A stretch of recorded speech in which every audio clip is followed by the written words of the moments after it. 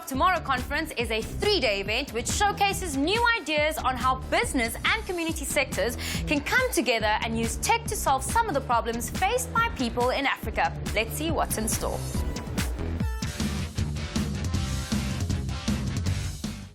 We're catching up with Paul Moritz, chairman of Pivotal. Now, you were quite an early adopter in terms of technology, an 80s kid. Tell us a little bit about the transformation, and that was actually the topic of your talk today as well. Yeah, what we're seeing is technologies going from being just something you use inside businesses to automate paper-based things to really being a pervasive part of our lives. We're on the edge of this transformation where everything from your socks to a jet engine is going to be attached to the internet and constantly reporting information back into the cloud. Many companies in the world are going to have to become software companies, and that's a big transition for many people. What is your stance on where Africa is with digital right now? There's a lot of innovative stuff happening here. The key is to look around and see who are the bright people, who are the leaders, who are the innovators, and let's give them support.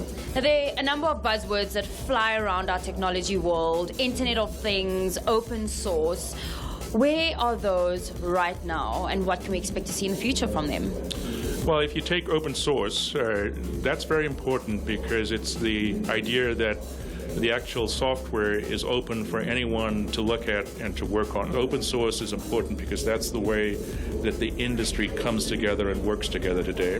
The Internet of Things is really this concept that costs of connectivity and computing are coming down now so that it's cheap enough not just to connect a smartphone to the Internet, but literally almost anything that you can think of is going to be connected to the Internet in the future. The number of things attached to the Internet is going to go up from a few billion today to literally hundreds of billions over the next 5 to 10 years, and we call that the Internet of Things. Roger that. Got it. Thank you so much for chatting to us. I know you've been pulled in all kinds of directions, but here is to our world of tomorrow, changing today with its pivotal moments.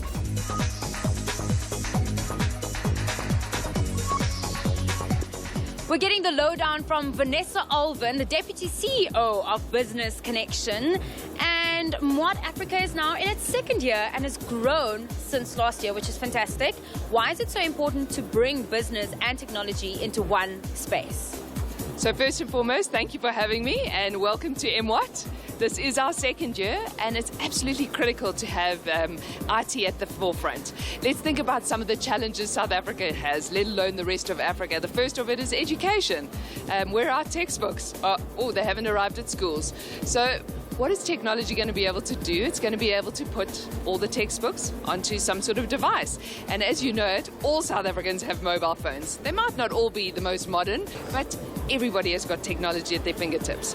Think about healthcare. Who were the first people to come up with malaria test kits? It was Africans for Africa. So again, why this is so critical is that Africans can find solutions for what is happening to us. So that's why it's so critical to have this conference, bringing innovation and IT under one roof. Now, while pre-registration numbers have grown, what else has changed in terms of the experience of this year? So, definitely numbers have grown. Last year at this time we had 750 people registered for our conference. This year we've got 900, so definitely growing. We expect a good 1,300 odd people. In terms of what's different, you can see our Business Connection stand at the centerfold here. We've got Telkom on board because we've just been recently acquired by them on the 25th of August. But there's also other different experiences. You've got Mercedes-Benz with the fully connected car here.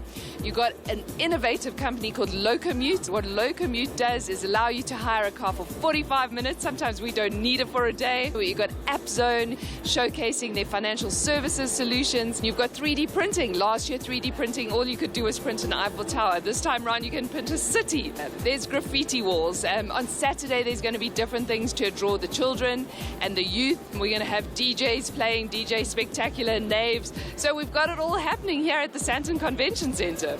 Well, all the best with this run of Mwat, and I'm pretty sure that next year it's going to get bigger, better, and cooler. Absolutely. Thanks again.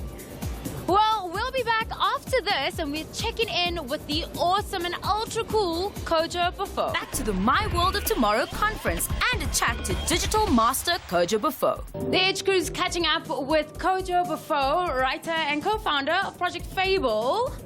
Now, your topic is understanding content in a digital world. Yes. Tell us more. Well, basically, there's so much disruption happening in the world today, particularly in the media, particularly in terms of content, which for me is just storytelling. Having been in that space, having been in the media space, whether it was television, print, etc., and being fascinated by information, I look at kind of the journey of storytelling and the journey of platforms and kind of share some of them a little crazy ideas around what the future looks like. I think it's really all about managing content. And you look at people's Instagrams and their Twitter, and what they're putting out is also different. So what is the fine line between TMI and less is more? I think one of the things we need to do in this world is think. It's great that all of us have voice with all these platforms, but in some instances not everybody needs voice. But it's because there's so many different platforms, because there's so many different spaces, it's understanding why you're on there. For most of us, it's you're presenting certain parts of who you are. So it's about thinking through all of this stuff. There are many things at the heart of what you want to speak about, and you also talk about a spider web. Define it for us. So we have all these different channels. We have print, we have video, we have audio, we have text. Finding that right platform or finding that right balance is understanding the message you want to put across, the story you want to tell. When I say it's like a spider's web, you've got all these different channels which are points on that web. And it's about finding that right balance. We are in the middle of an experience. This is, for me, content. This is a story. And it's about how you tell that story in different ways. With all the technology overload, do you find that there's a new craving for the norm all over again because we kind of feel overwhelmed maybe? There's nothing like sitting down and reading a book or reading a magazine. That calmness, without the constant notifications, without that overload, as you put it. And I think also the important thing is how we design our lives. So I don't have push notifications on most apps on my phone now because it just becomes too much. It's constantly imposing on your time. So it's also about being able to structure content that when people want it, they can go out and get it. If they want it pushed to them, you can push it to them. But for me, it's really about what's the story, what's the message you're telling, and all of these other things are merely platforms. Love it. Kojo, thank you so much. I guess he's made me think a little bit more about when to zip it and speak it. I'm chatting to Friedel Jacobs, who is the GM for Enterprise Development at Innovation Hub. Friedel, tell me about the relevance of actually merging business and community with what you're doing under one roof. Let's start by saying we look at innovation as an economic construct. So that means it needs to make a difference in people's lives.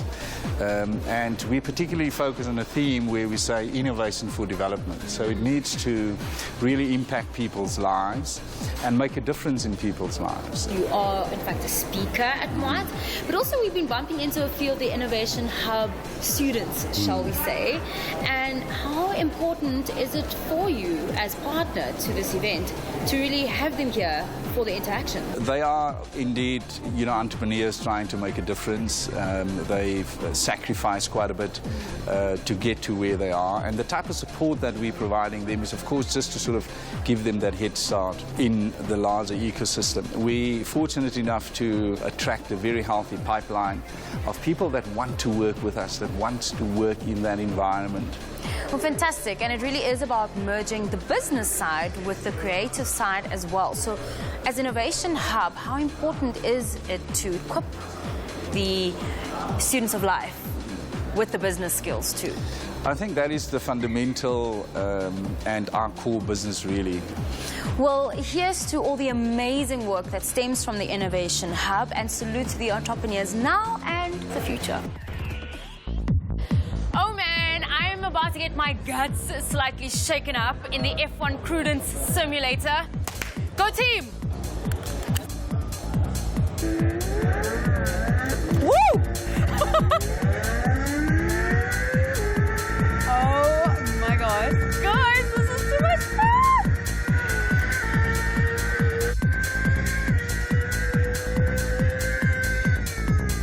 Whoa. What?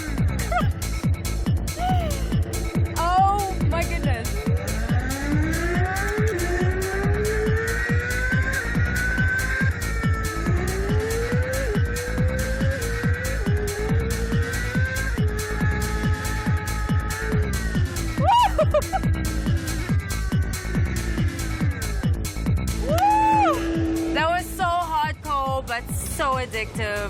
I would like to do this all over again and again and again.